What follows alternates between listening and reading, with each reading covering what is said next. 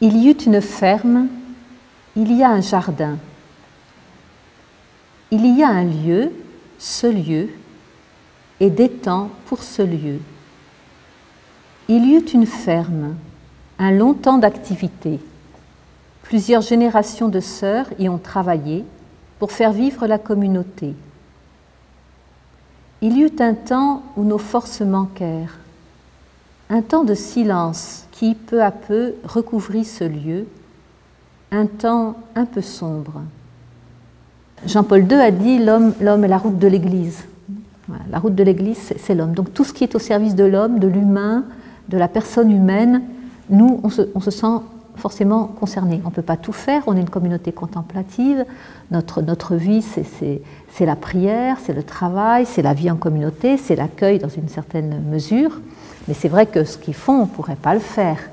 Là où on se retrouvait beaucoup, c'était sur cet espace de gratuité qui est qu'ils accueillent les personnes comme elles sont, ils essayent de les remettre debout, mais ils n'essayent pas de les remettre dans le circuit de l'agriculture absolument. Ce qu'ils veulent, c'est qu'elles retrouvent un chemin. Et ça, pour nous, c'était le plus essentiel. Il y eut un temps de questionnement. Jardin de Cocagne, qu'est-ce que c'est? Il y eut un temps pour la rencontre, un temps de découverte, de partage de ce qui nous fait vivre dans nos diversités, mais unis dans le service de l'humain, en toutes ses dimensions d'être et de vie. Il y eut un temps pour franchir des étapes, faire que le projet prenne corps. L'idée est partie de Jean Genkel, en fait, qui était directeur adjoint de l'association Julienne Javel, et en fait qui se retrouvait avec des agriculteurs en difficulté qui sortaient un peu du bois quand le RSA est né, en fait, le RMI. Donc lui, il a rajouté le volet insertion, il a créé le jardin de Cocagne, donc qui à l'époque, qui fonctionne toujours, hein, sur 8 hectares, avec une vingtaine de personnes en insertion, avec un principe d'adhérents consommateurs, avec livraison de paniers toutes les semaines, de paniers de légumes bio. Et les premiers jardins, donc, qui sont Avignon, Blois, Besançon, Thaon-les-Vosges, Rennes, décident de créer une association, le réseau Cocagne. C'était vraiment la notion de partager ensemble et de mutualiser nos pratiques. On va travailler tous ensemble et on va s'améliorer ensemble, on va améliorer ensemble nos pratiques, chacun amenant à l'autre. Et quand les sœurs ont souhaité vendre cette ferme, elles ont appelé la communauté d'Aglo en disant ben voilà, on souhaite vendre notre ferme, mais pas n'importe comment et à n'importe qui.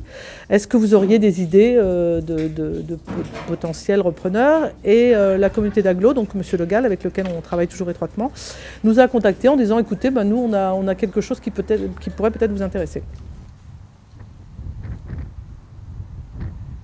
On n'a pas choisi de laisser la ferme.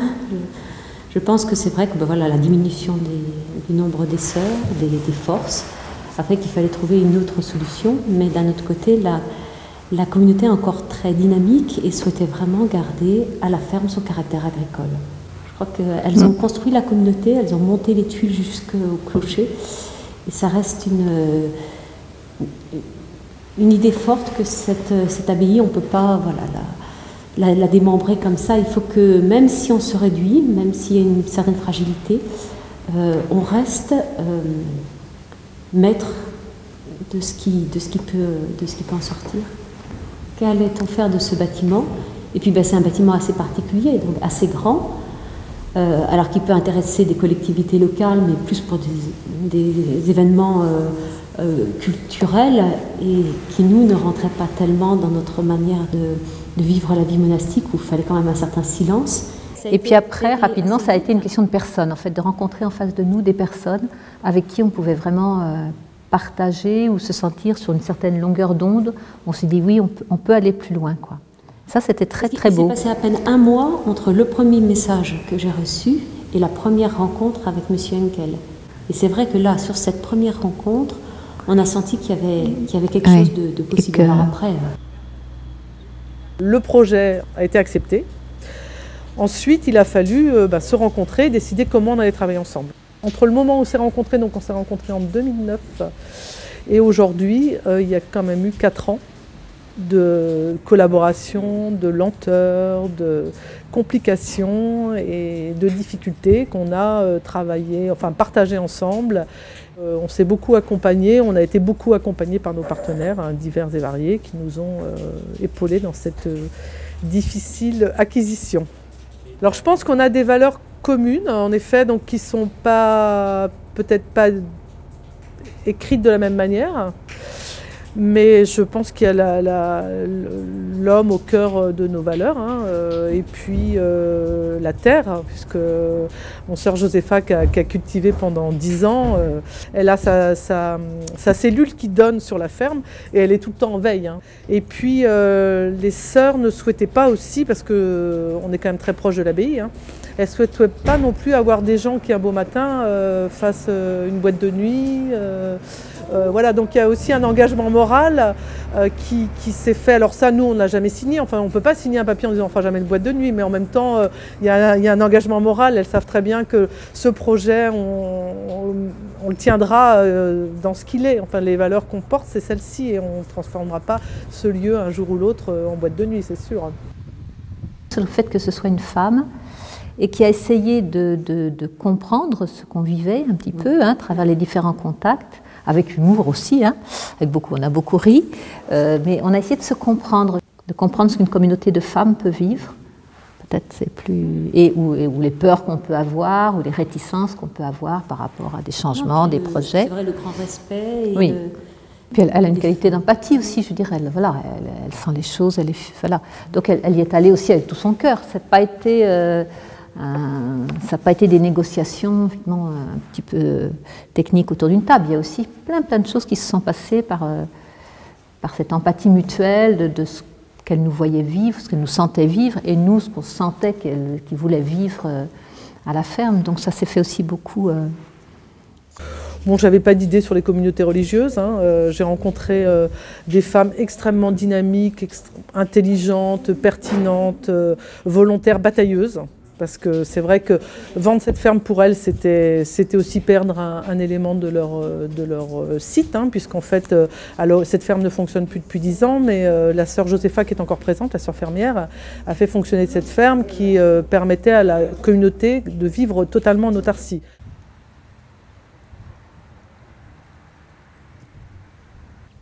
Ici, c'est le plateau de Saclay, donc comme vous le savez, c'est le Grand Paris. Une pression foncière terrible. On est arrivé au moment où le Grand Paris démarrait, où il fallait sanctuariser 2300 hectares de terres agricoles. Donc on est au cœur de ces 2300 hectares, avec des enjeux, forcément, avec des postes qui risquaient de changer, c'était une des premières difficultés. Deuxième difficulté, on est sur un site doublement classé, donc site classé de la baie de la Bièvre. Donc en site classé de la baie de la Bièvre, c'est la vue qui est classée. Donc ça veut dire qu'on n'a pas le droit de mettre un truc qui dépasse et qui va gâcher la vue. Et on est classé en même temps monument historique. Donc j'ai rencontré Sœur Claire-Marie en décembre. On s'est dit, en juin, jardin de cocagne démarre. C'est à peu près les temps dans lesquels on monte un jardin de cocagne. On s'était dit, on va démarrer le jardin et puis après on verra. Sauf que quand on a rencontré les architectes des bâtiments de France, eux, ils n'ont pas dit on vous démarrez puis après on verra. Ils ont dit vous allez vous installer sur un site classé. Donc soit vous êtes capable de nous amener un site totalement finalisé, c'est-à-dire nous on va décider de ce site, de oui ou non de l'acceptation de ce site. Si c'est non, tant pis. Si c'est oui, vous pouvez démarrer votre jardin. Mais donc en fait, on s'est dit voilà, il va falloir qu'on commence par notre permis de construire. Alors sur le plateau de Saclay, tout est très compliqué. En même temps qu'on trouvait des financements, en même temps qu'on menait le permis de construire, en même temps qu'on avait l'autorisation de forage, en même temps qu'on demandait la modalité de conventionnement puisqu'on est chantier d'insertion. Donc on doit aussi avoir l'autorisation de monter ce chantier, donc on doit avoir l'autorisation du Conseil général et de la direction du travail. On devait mener tout ça de front sans avoir la certitude que l'un ou l'autre ne nous dise pas non. Les sœurs, on s'est beaucoup tenues parce qu'en fait les sœurs, elles ont quand même attendu 3 ans sur un projet jusqu'en novembre 2012. Elles n'avaient aucune certitude qu'on puisse acheter ce site. Donc ça veut dire qu'elles attendaient. sans avoir la certitude qu'on puisse l'acheter et dans l'obligation, si jamais on n'arrivait pas à l'acheter, d'être obligé de trouver une autre solution qui pouvait reprendre autant de temps. Donc les sœurs, elles sont vraiment en très grosse difficulté financière, elles ont déjà leur toit à refaire et l'argent de ce site permettait en fait déjà de mettre hors d'eau en fait une partie de leur bâtiment. Alors après, quand on a eu toutes nos difficultés quotidiennes, on a été beaucoup appuyé par des partenaires locaux, donc en particulier la communauté d'agglo. Moi j'ai travaillé avec des gens qui étaient ou des fonctionnaires, par exemple à la direction départementale de l'agriculture, à la communauté d'agglo, à la direction du travail, mais qui à un moment donné sont sortis de leur rôle en fait et se sont mis au service du projet de manière bénévole en dehors de leur temps de travail, qui ont permis de mailler une espèce de sympathie et de portage du projet qui a permis aussi de lever certainement des barrières et des difficultés. Mais je dirais que ce projet, il a amené un supplément d'âme. C'est vrai que pour nous, c'est aussi tout un chemin, parce que l'accueil, selon la règle de Saint-Benoît, c'est quelques hôtes ou des groupes qui viennent au monastère et qui repartent. Là, c'est une forme d'accueil assez différente quand même, puisque c'est quand même dans notre, effectivement, intramuros, hein, c'est vraiment dans nos murs. Et donc, c'était une autre... On passe d'une vie un petit peu justement délimitée dans un espace bien clos où il n'y a que la communauté, à un partage de cet espace avec un autre groupe de personnes.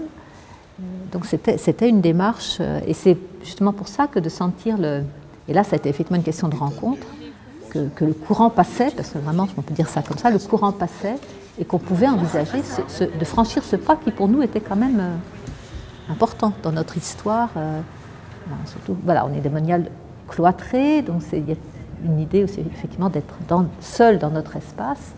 Bon, même si on redéfinit les espaces, que chacun soit bien dans son espace, la proximité c'était vraiment quelque chose de nouveau, quoi. En fait, elle faisait une forme de rayonnement. Il y avait la communauté, il y avait la première couronne, la deuxième couronne, la troisième couronne. Et nous, on était dans la première couronne. C'est-à-dire, qu'est-ce qu'on va mettre autour de notre communauté? On va vendre, mais autour, on va faire des couronnes qui correspondent à quelque chose. Donc, elles avaient quand même une dimension philosophique dans le projet qu'elles étaient en train de développer. Et c'est vrai que quand elles présentent leur projet, c'est un rayonnement. C'est-à-dire, c'est quelque chose qui rayonne et qui s'étend sur un territoire. Et la relation et le projet qu'on a monté ensemble, ça a vraiment cette forme-là. C'est quelque chose qui était tout petit et qui a grandi et qui rayonne un peu sur tout le territoire et qui génère aussi quelque chose de très positif, hein, je crois. Les sœurs, elles connaissent les familles depuis des générations parce qu'en fait, elles avaient un dispensaire dans le village à l'époque où en fait, il n'y avait pas de médecin, où c'était cher, et elles soignaient les gens du village. Donc elles sont profondément impliquées dans le village et très en lien aussi avec le monde agricole, puisque quand sœur Josépha est arrivée ici, elle venait de Montmartre, sœur Josépha. En fait, quand vous arrivez dans une communauté, on vous donne un poste, c'est pas forcément ce que vous savez faire. Donc elle venait de Montmartre, elle connaissait rien d'agriculture, rien aux bêtes. Donc à l'époque, il y avait des vaches, des chevaux, des cochons, et il y avait toute l'agriculture, hein. Et c'est les agriculteurs du coin et le vétérinaire qui l'ont formée. Donc il y a vraiment, la communauté, elle est vraiment imbriquée et impliquée dans le village, elle fait partie intégrante du village.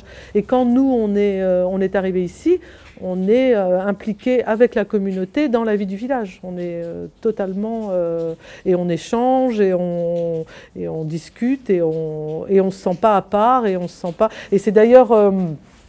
un peu le souci qu'on avait au départ, hein, on voulait pas, on était un peu ceux qui arrivaient, on ne nous connaissait pas, et on souhaitait vraiment être ouvert sur l'extérieur, accueillir les gens et être un lieu d'ouverture, hein. Maintenant, je crois qu'ils font partie vraiment de la vie du village. Du village, oui. Ils ont eu peur parce qu'ils se sont dit, c'est quand même un gros projet, qu'est-ce qui va se passer sur les voitures, oui. Venir chercher les paniers, par où toutes ces voitures vont passer. Voilà, peur de...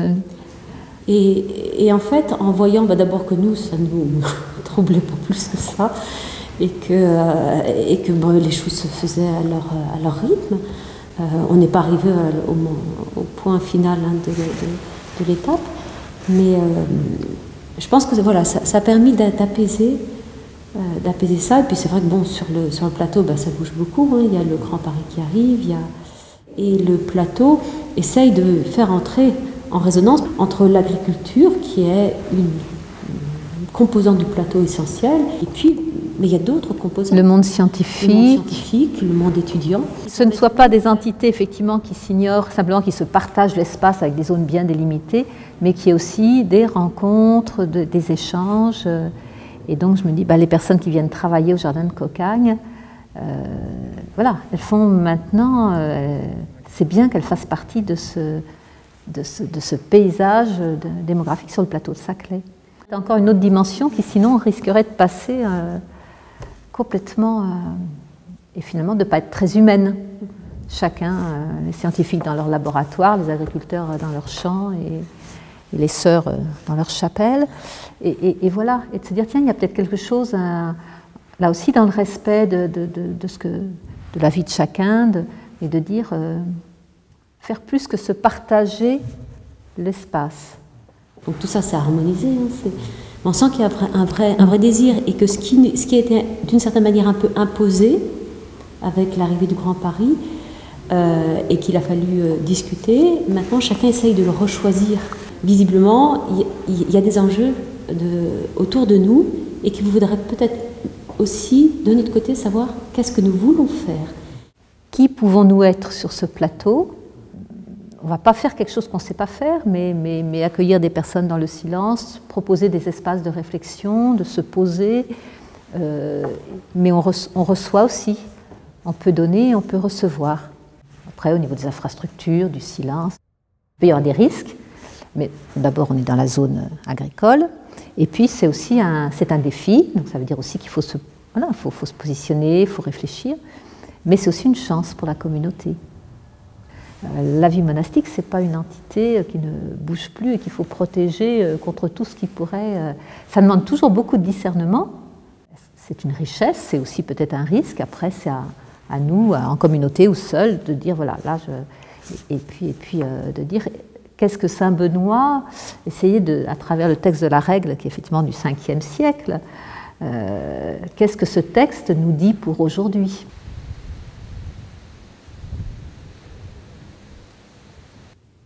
Aujourd'hui, il y a un jardin, il y a du travail, de l'espoir, de la solidarité, plein de projets encore. Tout va pousser, tout va se développer dans les champs, dans les bâtiments, et surtout en chaque personne. Et pour cela, il faut cultiver côte à côte tout ce qui nourrit et fait grandir l'être humain.